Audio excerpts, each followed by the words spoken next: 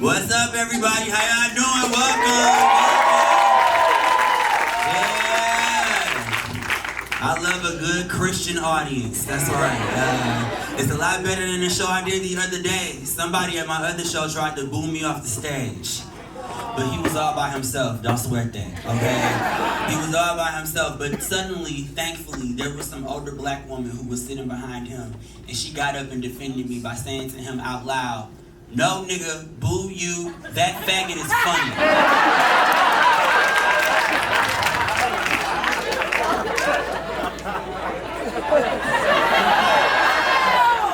I'm just glad y'all agree with that, you know?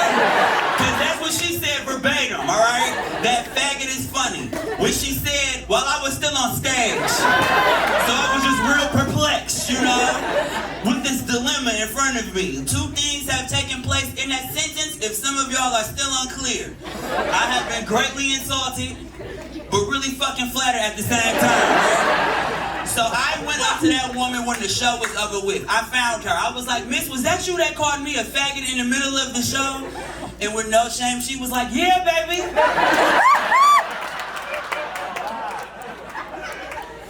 Yes. That was me. What's up? And I was like, "Well, miss, I don't know if you know this, but with all due respect, I gotta buy you a drink. Let me do it. I can't afford to lose any fans. Fuck that, all right?" But it's fine. It is absolutely fine. That show happened in Detroit, Michigan, which is where I'm from. Some of y'all have been carjacked before, all right. Because nobody is ever really excited about that. Nobody's ever like, "Oh my gosh, Detroit, I've never been." They're usually like, "Oh my gosh, Detroit, I'm never going." No. And I get it, because I've been living in New York for 7 years. I've been living here for 7 years. When I first moved here, I moved to the Bronx, New York, which is a weird thing to tell someone. That's a really weird thing to say. I moved from Detroit, Michigan to the Bronx, New York. Because that's like hearing someone say, "Girl, I'm leaving this dude that always threatened to shoot me for his friend that's going to threaten to stab me," you know? But then that friend is always like bragging about their boyfriend but lying about the relationship, you know what I'm saying? So that's what I was to my friends back home. I was on the phone talking big shit. Y'all are just jealous of my relationship with the Bronx, okay? Girl, the Bronx treats me so nice. He's a little rough around the edges. He's black, but he speaks Spanish for some reason. But then, you know, that same friend wants to hook you up with their boyfriend's brothers. You know, they always got a brother. "Oh my gosh, Brooklyn. Oh my God, he has so many brothers. Let me introduce you to Queens first. Queens is really nice. He's really clean, but he's really fucking distant from the family. Am I right? Nobody goes to visit Queens. Nobody even talks to Queens. But he really likes cooking Indian food. So if you like that shit, you should get him." But then he has another brother. Brooklyn is really nice. He's really popular, really cute. He's black too, but he only fucks white women. So.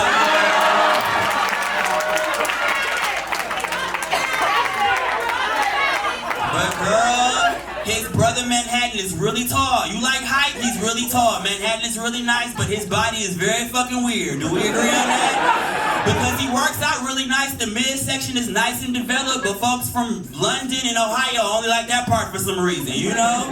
But the higher you get up on Manhattan, you start to realize how fucking crazy he is. You understand? Like, dude, are you addicted to cocaine or Boost Mobile? Please let me figure it out.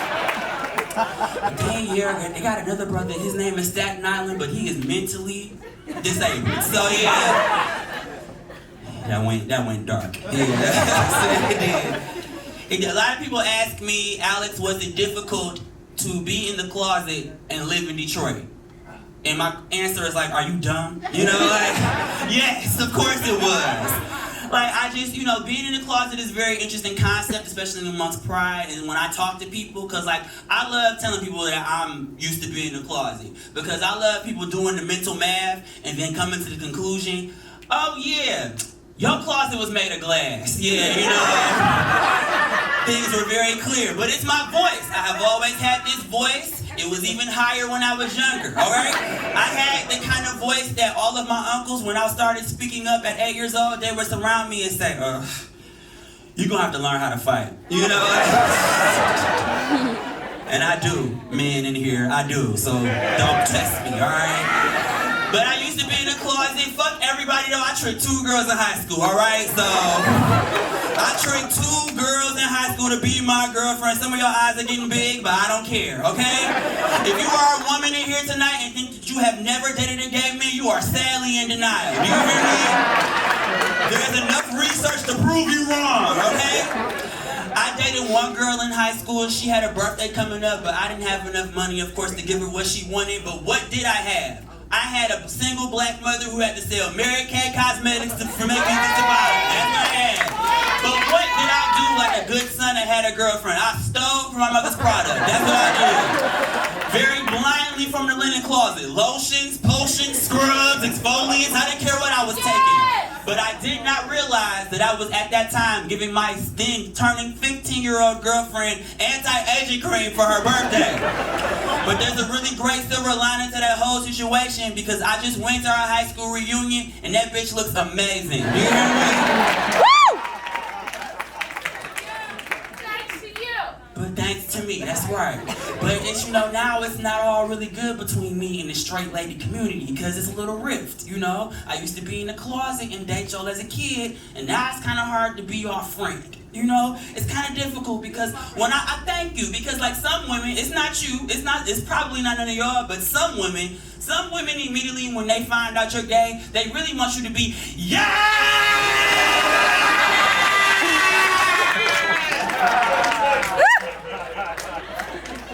when my energy is more like, yeah girl, I guess, what do you That's just the kind of energy I give. And some women will let me know physically that they are disappointed with me. Some women will be like, oh no, you are not the kind of guy I will go to brunch with. No, thank you. Here's where I can lay it out more clearly. I met with that same kind of disappointment from women that say a woman tapped the vending machine for gay, but she got diet gay by accident. You know what I'm saying? Y'all have been there before, don't play. Yeah. But but it's fine. Like, I'm sorry, straight women. I really am a terrible gay friend. As much as loud and proud and gay as I am, I really am an awful gay man. I really am. I'm just terrible at it. Like, I hang out with a lot of straight men, which is something I consider to be a character flaw. But I figured, you know what? Nobody wants them anymore, so I'll just keep them all to myself. And when they come back and down, I'll be like, oh no, y'all bitches is too late, I got them all for me. I love it. A relationship, a friendship, communication with straight men it's just so easy.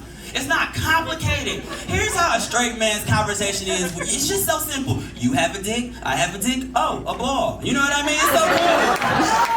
And I go into public places with straight men with so much pride. I walk into coffee shops with that same indignance of a white woman carrying a gang of like therapy emotional support dogs. You know what I'm talking about? And if you're not laughing at that, you are that bitch, okay? Like, I will straight up walk into a coffee shop like, no, excuse me, you are mistaken. I have a vest and some paperwork for Kevin. Come on in here, Kevin, come on this side. And then I pick him up and kiss him right in the mouth. Some call it abuse, I call it care, okay?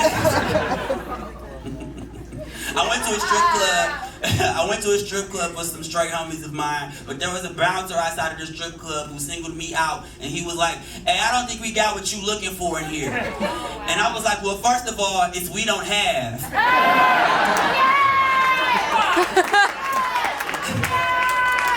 And second, you mean to tell me that's what we're doing? In 2019, this is what's happening?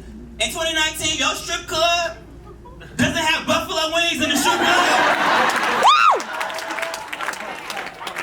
And that turned into a whole 5-minute debate outside of a strip club. A 5'9" gay man and a 6'7" black man arguing about buffalo wings outside of a strip club. But then there was another security guard who came out and she heard me from behind and she was like, hey, you! And when I turned around, she got close enough and she was like, ain't you that faggot from that show I saw last week?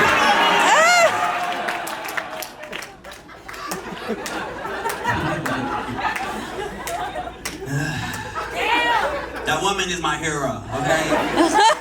But, you know, it's just so good. It's just so nice to be a gay black man in America, you know? It really is. It can be tricky sometimes, you know? I don't know what our position is sometimes. Jussie Smollett has ruined it for all of us, you know?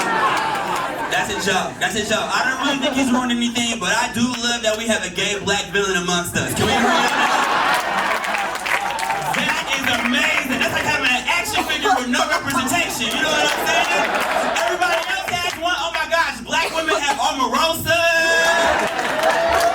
White men have everyone. Now we've got our own. It feels great, you know? Representation matters even if you ain't shit, you know? So good, man, you know?